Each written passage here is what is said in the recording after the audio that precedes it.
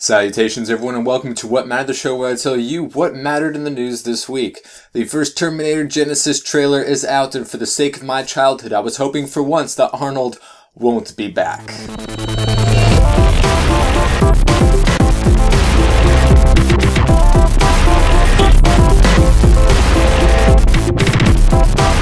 We have a lot of casting news this week for comic book movies and television shows, the biggest of which being the full casted lineup of the Suicide Squad film.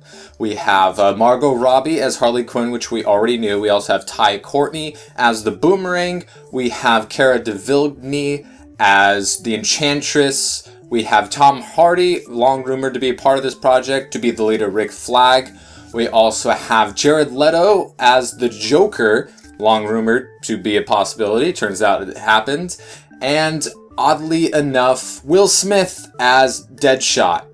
Now, Suicide Squad, not the most known team of DC comic book characters, but it's gotten a bit in the limelight, and the casting of Will Smith as Deadshot is really odd and troubling to me. The reason Will Smith as Deadshot is really weird is that he's a big star. He's a huge movie star. I mean, they have a lot of big stars attached to this project, but he's like the biggest known name throughout the past couple decades. And him as Deadshot really doesn't make sense as a casting choice, as a creative liberty.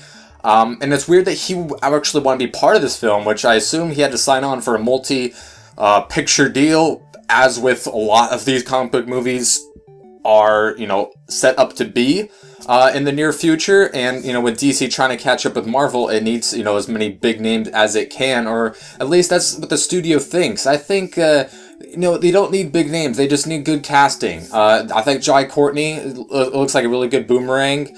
Having the Enchantress is a little bit different. I don't remember reading about her being part of the Suicide Squad. Not saying that she isn't. I just not too familiar with that. So we got, Tom Hardy as Rick Flag. Tom Hardy can play whoever the hell he wants, so that's perfectly fine. Jared Leto, good actor playing the Joker. We'll see how that turns out, because there's a lot of performances to live up to, so we'll see what he does with that character. But for those of you who know about the Suicide Squad, which has really come into more of the limelight in the past year, having appearances on the Arrow as well as the animated movie Batman Assault on Arkham, where in both cases Deadshot was kind of the main guy. He has been in many of the comic book storylines. So having Will Smith as Deadshot is, I don't know, it's a little troubling to me. He doesn't look like a Deadshot. His acting chops, you only have two shades of Will Smith. You have the quiet, brooding, dramatic, I am legend Will Smith, and then you have the wisecracking, I'm always in a 1999 action film, Men in Black Will Smith. And I don't think either of those match up with a Deadshot, but I guess we'll just have to see. Another casting rumor for the film is Oprah Winfrey to play Amanda Waller, which makes absolutely no sense from a couple of different perspectives, because CCH Pounder is alive, and she has played Amanda Waller as she's voiced her in animated shows, and she looks like, it's like not casting Robert Downey Jr. as Iron Man right now. CCH Pounder is here. Why would you not cast her as Amanda Waller is beyond me. But, movie studios always think they know what's best. They want to draw in the crowds, try to please everybody, and end up pleasing no one. And in Marvel movie casting news, Ryan Reynolds is going to reprise his role as Deadpool in the new Deadpool movie. It's a little bit of a surprise, a little bit not so surprising, seeing as no one else has been rumored to be attached to this project in a starring capacity, and we know he's still up for it. He's obviously not going to be reprising his role as Hal Jordan anytime soon, and I think that Fox is just going to do what all of us have been doing for years and just pretending that X-Men Origins just never happened. And in TV news, or should I say Netflix news, Jessica Jones has been casted for the second of the Netflix Marvel lineup of television shows, starting with the Daredevil, and then going to Jessica Jones. She has been casted as Kristen Ritter of Breaking Bad and that Don't Trust the Bee in Apartment 23 thing on ABC. So I think decent casting. Jessica Jones, not a huge, prominent, set in stone scare character, so they have a little bit more liberties with lesser known characters, much like with Guardians of the Galaxy. And I'm definitely excited to see what comes of this, because Marvel has only done good stuff up till now, and Netflix, is a great platform to launch awesome things on. Super excited to see the Daredevil television show especially, and then of course we have the Luke Cage and the Jessica Jones and the Iron Fist ones to come afterward, and then all culminating into one. So good to see awesome people being casted, and the more news we hear from other shows, it'll just be icing on the cake. So as I mentioned before, the Terminator Genisys' first trailer, it came out with its weird misspelling and everything, and boy, is it something.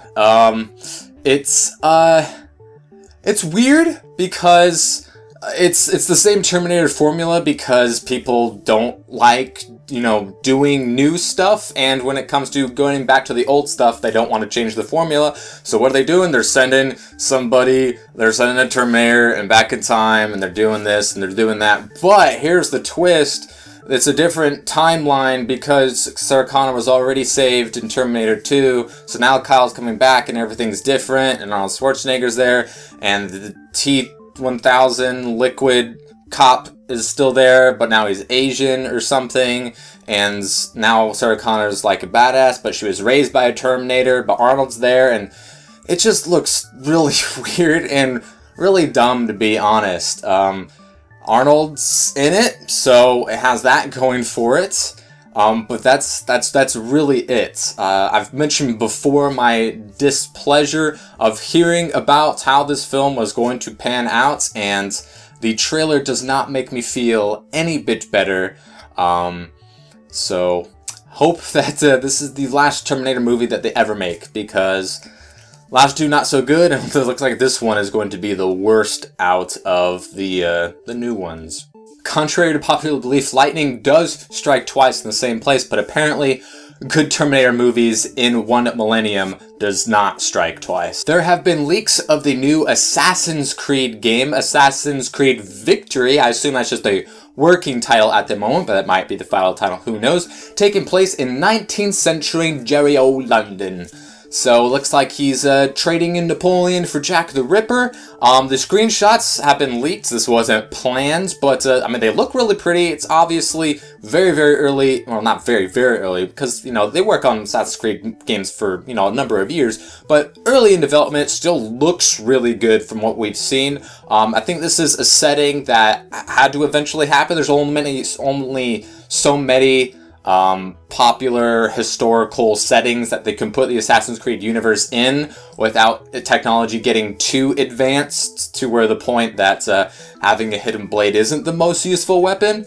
A lot of people have been, scrambling and wanting a feudal Japan game, which is understandable. But they've said that there's no plans for that. There's also people that want a game in Russia, but they kind of have like the iOS game in Russia, and they have the comic book in Russia. So I don't know where they're going in this franchise past London, but I think it's a pretty good setting. It's something that they haven't done before, and I'm looking forward to it. I mean, obviously, Unity had a lot of mistakes, and maybe that game should have been pushed back, and maybe it should have been fixed faster than it was, seeing how it is not completely fixed so far.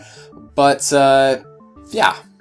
I think it's a good choice. And in a bombshell, it was leaked and then announced earlier today, officially, that Street Fighter V is going to be exclusively on the PlayStation 4 and the PC. There's also going to be a cross-platform between the two, so that's kind of cool, but it's not coming out on any other console. Ever. Ever. It's not a timed exclusive like some people were speculating, but PlayStation 4 owners have a pretty awesome exclusive title.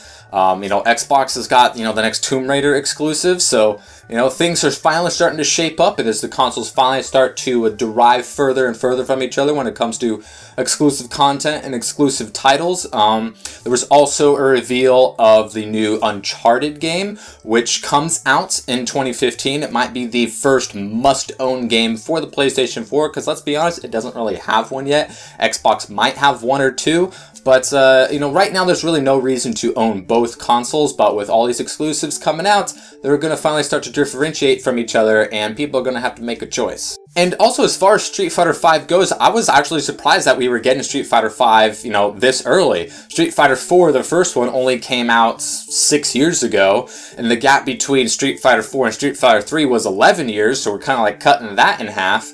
Not to say I'm disappointed, because, you know, I like the newer Street Fighter games. They always have, like, 7 mega turbo extra alpha DLC editions to come with it. And to not have to wait super duper long times for the next Street Fighter V is pretty cool. But the fact that it's exclusive to the PC and the PlayStation 4 is, not ideal, but understandable. Also, big news in gaming this week was some gameplay footage of the new Legend of Zelda for the Wii U. We had, you know, quite a long span. You know, it was edited and cropped together. But we got to see a lot of what this game is going to look like, how it's going to feel and handle, and it looks really, really impressive. You know, it's like I mentioned before, and if you don't know, it's an open world, well, maybe kind of an open world, but a very, very large map nonetheless, to take a long time to traverse from one side to the other. The controls look pretty good on the gamepad.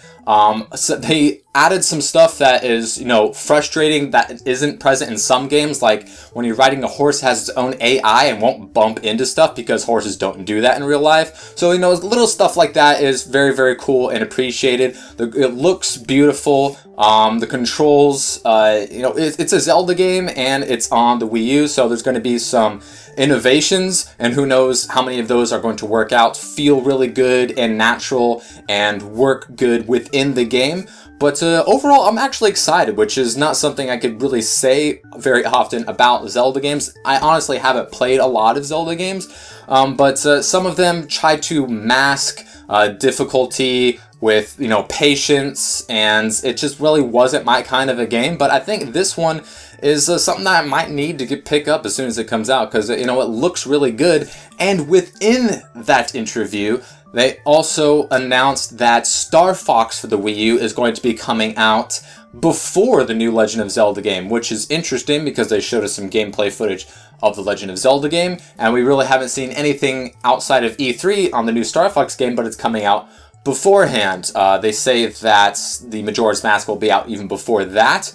But new Star Fox game, it's coming out, I don't know, Q2 maybe of 2015, Q3, you know, probably at the latest, if the Legend of Zelda game is going to come out sometime afterward. But that's really cool, especially since the last generation, the Wii, didn't have a single Star Fox game. So that is really cool to finally see Star Fox get another game, because I like Star Fox. The games are awesome. I don't know about that dinosaur one, but I liked all the others. And to celebrate this weekend's PlayStation experience, EA is giving away 3 free games. Just an impromptu, here's some 3 games. We get Need for Speed Most Wanted on the Vita. We get Mirror's Edge on the PlayStation 3 and Plants vs. Zombies on the PlayStation 4. Free games available until sometime tomorrow, so it's only for the weekend, so get them while you can. 3 really good titles across all 3 of their platforms. Pretty cool free games. Always an awesome thing, so go ahead and get that as soon as you can. Anyways, everyone, that is what mattered this week. If you would like to know what mattered in subsequent weeks, you can hit the subscribe button below, and all comments would be appreciated. Questions will be answered. Links to all the articles will be in the description below, and I will see you guys next time.